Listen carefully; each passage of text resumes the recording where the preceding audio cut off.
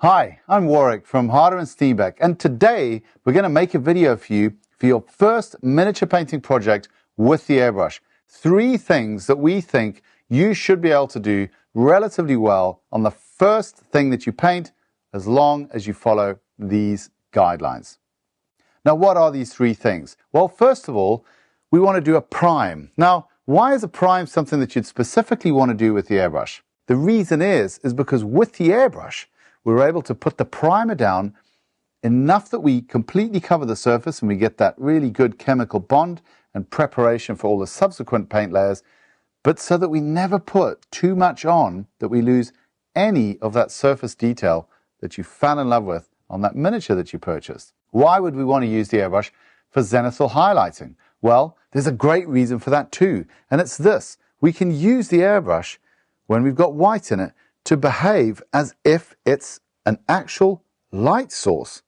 So the angle that we spray from, we can mimic how light would fall on that object just by virtue of the fact that the paint will fall onto the miniature and pick up all the edges and the details in exactly the same way as light would. So it's an absolute phenomenal win for the airbrush because it simplifies that task so enormously of picking out the right areas that you should highlight to have a convincing light source showing up on that mini. And then the third thing, why do we want to use the airbrush to do the base coat? Well, it's a similar reason to the prime, but with a slightly subtle difference. When we put down the base coat, we don't want to cover the zenithal highlight that we've put down. We just want to tint it. So in this case, we're obviously going to be using a blue, of course. The blue is going to show up much more vibrantly over where we've got more of the white from the zenithal. And it's going to almost just be a patterner on the darker blacks where we've still primarily got the primer showing in the recesses on the model. And the great thing about the airbrush is this is the one thing where it really, really excels, is giving you total control over what hue you develop any color to, how much of a transparency you leave in that paint layer. So that's why we're going to teach you how to do these 3 things as the 3 things that we think are most impactful on your first airbrushing miniature painting project. Now, we're going to be using the Ultra 2024 as our airbrush for this project. You could use an Evolution, you could use an Infinity, you could use any other brand of airbrush as well. So this content is for all of you, but we're going to use the Ultra because we think it's the most beginner-specific one that we've got in our lineup. Generally speaking, when you're starting out, you want to eliminate as many variables as you possibly can from your painting process. So let's talk about how we do that with 2 simple parts of it, which is air pressure and paint.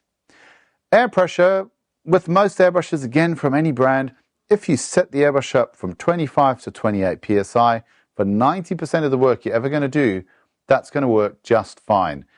When you're starting out, just having it set at that and not trying to vary it to get different effects or make this easier or that easier, when you just leave it set, you can learn the trigger on the airbrush and commit that to muscle memory, and that is way more valuable than playing around with too many variables. So set that pressure, 25 to 28 psi, and you're good to go. As far as the paint goes, we're going to be using Vallejo Game Air on this project, but with almost any other paint that you could care to name, if you thin it a minimum of 1:1, that's probably going to give you a good starting point to work with. So we'd recommend 1:1.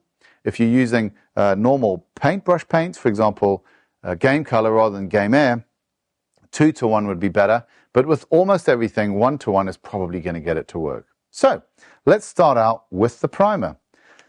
When you are loading a paint into your airbrush, as a good lazy man, I'm going to, of course, mix the color in the cup of the airbrush. And the way to make that easy is to drop the thinner in first. So I'm going to put in 5 drops. 1, 2, 3, 4, 5. And then I'm going to drop the primer in on top of that. The reason why I put the primer in second is because I don't want the thicker fluid to go all the way down to the fine tip of the airbrush. I want that to be the thinner.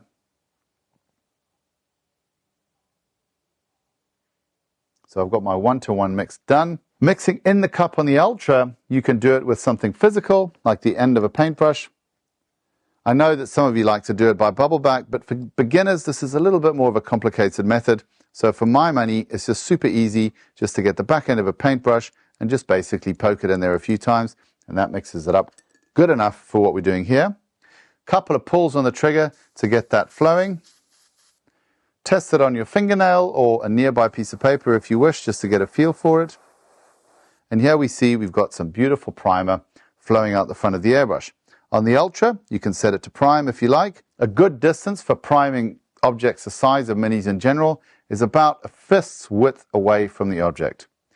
What we want to do when we prime is we want to look at the surface finish that we're building up. You never want to get something that's getting towards a gloss. You always want to develop it to a satin finish. You don't want a matte because that'll be a bit rough. You want to have a satin finish but not a gloss. So we've got everything set up, and what we're going to do is we're going to keep that fist distance away from the model. We're going to keep moving around it, really paying attention that we don't ever build it up to a gloss, but we do achieve a nice satin as we slowly build that black.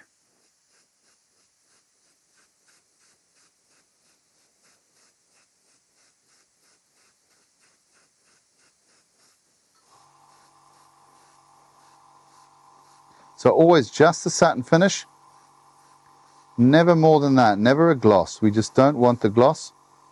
We just want it as a nice satin finish, because then we know that we're not over applying. It's going to get onto his legs there. Okay, so now what we've got is we've got this beautiful, super smooth finish that hasn't compromised the surface quality on the miniature in any way at all. It's still going to take a brush beautifully, but it's all nicely darkened up. And what that gives us is the basis for forming the Zenithal on top of this dark base. Now we've got to change color in the airbrush, and of course we're going from a black primer to a white paint. So what we want to do is we want to make sure that we really get all of that darkness out of the airbrush so that we don't compromise what's coming thereafter. So I've dumped some cleaner in here. First thing you want to do, a couple of strokes just to get the most part of the dark primer out and follow it up with some cleaner. Once you've done that, you want to pick up your number 4 to 6 dry brush, get into the cup, just have a bit of a scrubble around in there to make sure that if there's any tide marks of dark primer, they've been gotten rid of. Get around the front of the airbrush a little bit to make sure if there's any tip dry that's developed at all, that's gone as well. That being the case, spray the rest of the cleaner load out. If you want to do a bit of a bubble back to clean out the front parts of the airbrush, you can do that as well with the Ultra. The way that you do it is you dive it into a cloth or paper towel, hold it pretty close, let it spray a bit in there to get it wet, and then what will happen is once it's wet, it'll seal up and you'll get the bubble back effect. Once you're confident it's clean, especially if you're going from really dark to white, I will just put one last little sprinkle of cleaner through there just to be sure that you're absolutely sorted. So first thing is, again, we're going to drop the thinner in first. So 5 drops of thinner.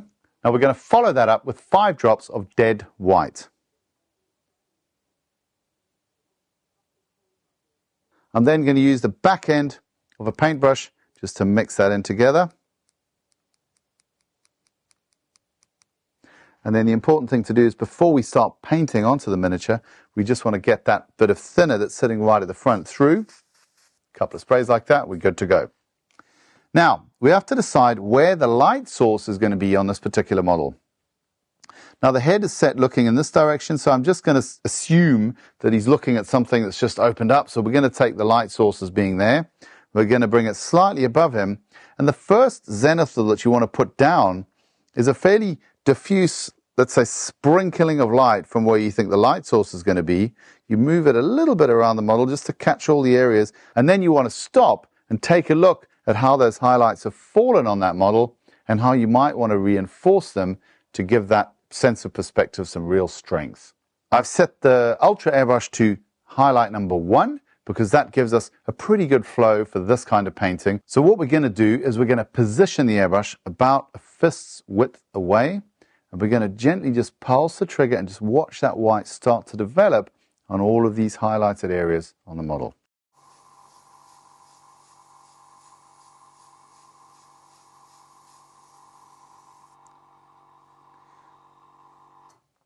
So it always pays to pause and just see how things are developing before you overcommit. So if we take a look here, we can see that we've got some good highlights developing on the shoulder pads, the top of the backpack and the helmet, but we might want to develop them a little bit more aggressively. It's a bit too dramatic perhaps. So we want to get a little bit around the back there and just make sure that there's some lighter areas for the blue to grab onto subsequently. Because remember, we want to use the blue transparently.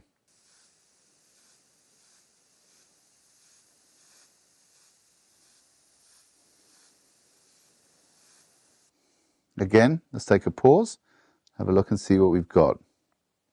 So here you can see that we started to get a little bit of color falling on different areas of the backpack, which is great. That's what we want because it's going to give a ground for the blue. And we've definitely got a much higher build of light source on this side of the model, of course, than we have on that. We still want some of that blue to develop though, so we probably want to, now that we've got a basic ground of the highlight down, we want to move around the model and develop all of it slightly lighter, but not to ever go under so that we start hitting recesses that should be bathed in shadow with the white paint.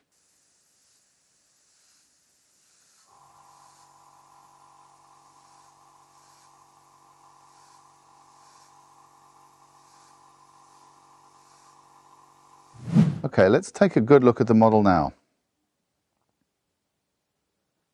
So if we want to critique this, I think that we've got something very nice going on here. This can work quite well with the blue that we're going to put on subsequently. I don't know if it's strong enough yet in these areas. We might want to get a little bit more there. And certainly at the back, I think that we're not going to get much representation of the blue, so we want to reinforce that a little bit more again. But just being always careful that we want to keep the airbrush on the upper part here so that we preserve these shadows that white is casting as we work around it.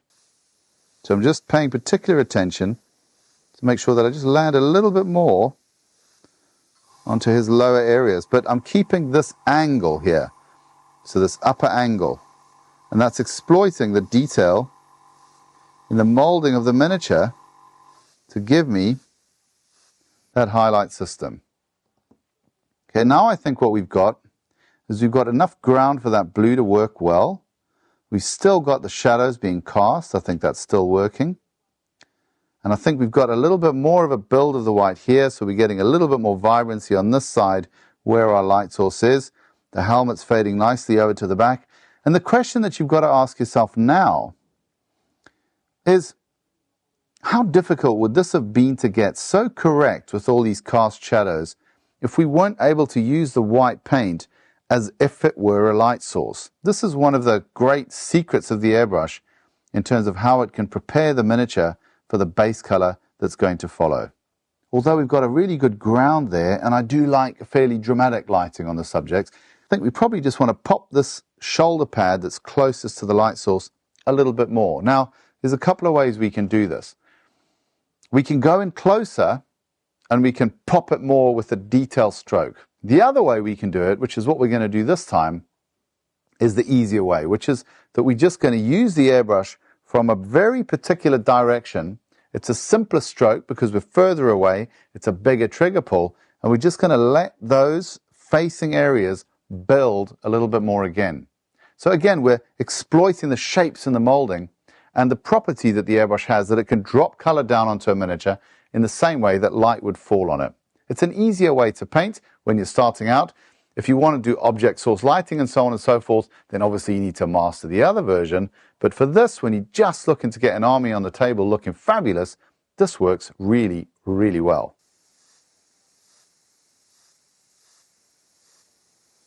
Okay, so now if we take a look at what we've got, we can see that we've got a really dramatic lighting on this shoulder pad compared to that one. Now what we're going to do is we're going to put the white away. Now white is a problematic color at the best of times. It's always a little bit more prone to clogging, and so you really want to look after that bottle. And one of the things that I'm trying to integrate into most videos we do now, because I learned it recently, and oh my goodness, it's such a beautiful tip, is before you put the lid back on your bottle, go to your water cup with your dry brush, wet it, clean that up, like actively clean it. Don't just wipe it with a paper towel. Actively clean it with a dry brush and then wipe it with a paper towel, because what you're trying to avoid is having any dried paint whatsoever on this paint nozzle, because the next time you take the paint cap off, it goes mobile and it could drop into your paint cup, and then you're going to get like a really physical clog in the airbrush that's super easily avoidable. As you can see here, it wasn't done the last time, and so here we have exactly what we're talking about from the cap. A big blob of dried up paint that's fallen out of the cap, and this is exactly what we don't want falling in the airbrush. So now we're moving on to the base coat. This is where everything starts to get a bit more exciting, and we really start to see the benefit of the work that we've already done. What do we want to do with the base coat? Now, the base coat is where we really start getting into why we really love to use the airbrush on molded items. It's because we've got total control over what color value we develop up from this base color that we're going to be putting in. The way that we give ourselves maximum control of that is we don't under-thin the paint. Okay? The more you thin the paint, the more transparency it has, and the more control you have over what value you build it up to. So normally I would say with this color, Game Air, and actually most colors, 1:1 is okay. But I'm going to encourage you to think about thinning it a little bit more. The only caveat I'm going to add to that is when it's thinner, it will wet up more quickly on the surface. So you've really got to pay attention to that parameter of not allowing the paint to show as glossy while you're painting it on. It should only go up to a satin at a maximum. So what we're going to do now is we're going to drop in 4 drops of thinner into the paint cup. And we're going to put in 4 drops of this wonderful ultramarine blue.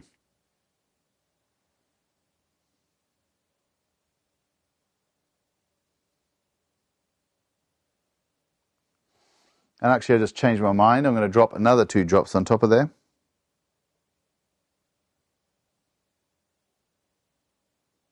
Just so it's ever so slightly over-thinned and give us this control that we've been talking about. I'm going to use the back end of the paintbrush to mix it up in there. Just give it a few prods, just to make sure that thinner is nicely mixed up with that color. Bear in mind that we've got a bit of thinner right at the front here, so we just want to get rid of that. And let's get onto this model. Now, we're going to build this color up transparently and slowly so that we're confident that we're not obliterating that highlight and that shadow system that we've just created. When we're doing this, I like to start at the base of the miniature and work my way up, because obviously the top of it is where we want to exert the most amount of care on what hue we create with this blue. So bear in mind, what we're doing is we're just tinting. We're not covering, we're just tinting.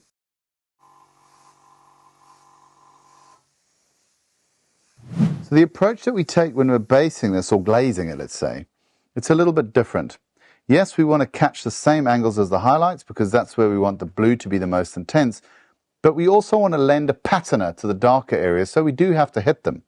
So we do now start to also spray a little bit on the underside of the model, but we've just got to be very careful that we don't build up opacity in doing that. We just want to just grab those areas and just lend them a patina, but actually nothing more.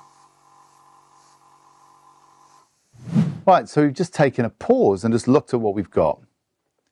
And what we need, we've missed a few bits where it's still too dark, too much of a black only value, and we just want to give a little bit more of that blue patina to those areas. And as it usually is, it's on the sides where we don't have so much highlight. So we're just going to come back into those, just touch them a little bit.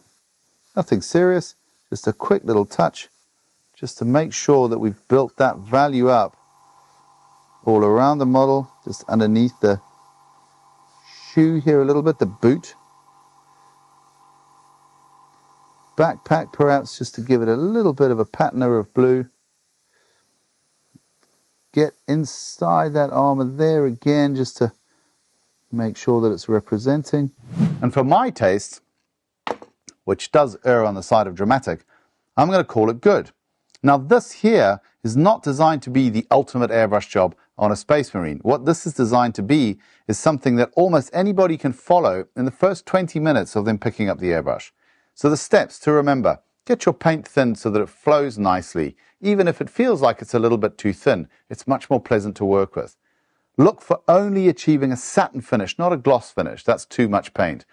And achieve that satin finish with a beautiful black prime over the whole model.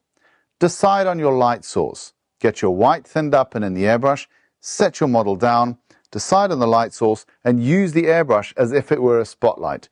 Give the first couple of passes on there. Just take a look at it, see how it's developed. If you like how that's looking, then just go around and reinforce a little bit, diffuse it a little bit more around the model until it looks plausible. That's all you're looking for.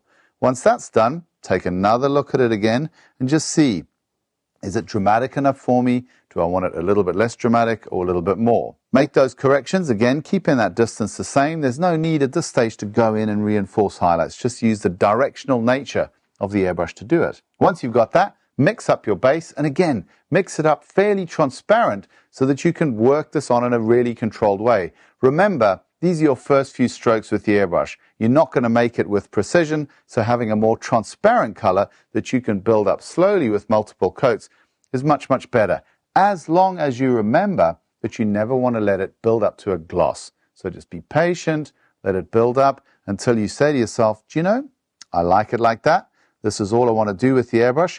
What we've got here is this beautiful smooth color grades and everything with a sense of where the light is on the model. And now we're going to go to the brush, and what we're going to do is the absolute minimum that we can do to make this really, really fast and table ready. So here he is, just detailed with a minimum amount of brushwork. So a little bit of gold trim, we've done some work on the weapon, the metallic elements of the backpack, and then of course the red lenses in the helmet. He's now battle ready. Now what we haven't done is we haven't used any washes or anything to accentuate the lighting scheme on this model. This is all as we left it at the final phase of the airbrushing. And this is really the message of this video. If you're a painter who's early on in their journey and you're not sure of how to approach a highlight scheme on a model, you can actually use the airbrush, and as long as you use it as a light source during that zenithal highlighting phase, those white highlights will fall exactly as light would. You can use it across a whole squad to get a perfectly consistent application of highlights with those models positioned together. If you're a more experienced painter, you can mass prime, mass highlight, mass base, and get some really, really fast results that represent really well on the tabletop with a minimum amount of brush detailing at the end. And so the key thing about the airbrush really, I think, is one, speed, yes, but the second thing is an absolutely perfect representation of light across the moldings, as long as you remember that you can use it to represent light by having the paint fall in the same way that the light does at the highlight phase. So hopefully what this video has done is given you the idea that as long as you stick to these super basic rules with the airbrush, number one, thin your paint sufficiently. Number two, use the airbrush as a light source when you're putting down your zenithals. And three, don't be in a rush to build up the layers. Build them up with repetitive passes. Never let the paint show more than a satin finish. Don't ever let it come to a gloss. And then you'll always be in full control of the color. This allows you to build up a model with a really, really high level finish that you can perfectly detail with a brush and not have to put in lots and lots of detail to make it really pop, because the way that the airbrush has applied the color has already done that for you. These techniques can be applied to way more complicated models than just the humble Space Marine, so don't be afraid of where you try to apply it. The one common denominator that you're going to enjoy when you do this is that you're going to have this beautiful high-level finish that accepts brushwork and detailing absolutely beautifully and gives you a wonderful ground to express your detail creativity once you pick up the brush. As your airbrushing progresses, of course, you can add in more and more tips and tricks from other videos that we and so many other content creators have to help you get the most out of the airbrush. But I strongly believe that just approaching it with these three things on your first few miniatures gives you the ground to understand the best way to employ the things that the airbrush is the best at. And even if you never progress beyond that, I truly believe that it's really going to elevate your painting substantially beyond than if you didn't employ the airbrush as a part of it. I hope you've enjoyed watching, and any questions that you might have, put them in the comments and we'll be sure to get back to you, and hopefully we'll see you on the next one.